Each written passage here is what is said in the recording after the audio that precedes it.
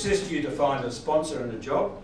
We don't guarantee that, but we assist you to find a sponsor and job. Now, the assistance will include helping you with your resumes. Every resume I've ever seen from overseas is unacceptable in Australia. So we have to get you to completely rewrite your resume. We have a standard template. It's a template that the employers want.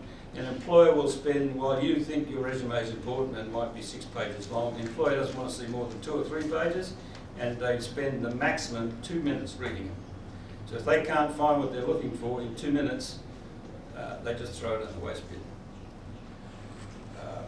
Secondly, we help you with interviews. We help you with the interviews with the High Commission, which will interview you before you get your visa, with the university, which will interview you before you're approved to take the course, and with the employer, we help you with those interviews. Any one of those interviews and you fail, you don't progress to the next step. And the interviews, the way interviews are conducted in Australia is quite different from probably the way it's done. I'm not saying it's better, I'm just saying it's different.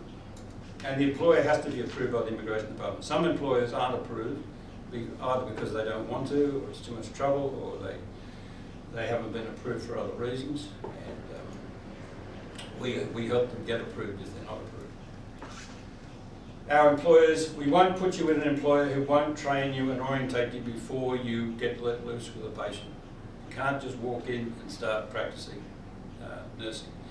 There's a lot of documentation in Australia, much more than in India, because the government provides most of the funding and they insist on documentation. No documentation, no funding. Also, there's many different ways that we deal with patients, the communication issues, all of those things. So they have a workbook there, and that workbook took 4 weeks for them to finish. They started talking to patients much earlier than that, but they had to spend time each day with the tutor there going through the workbook. You're the leader of the healthcare team, no one else, not the doctors.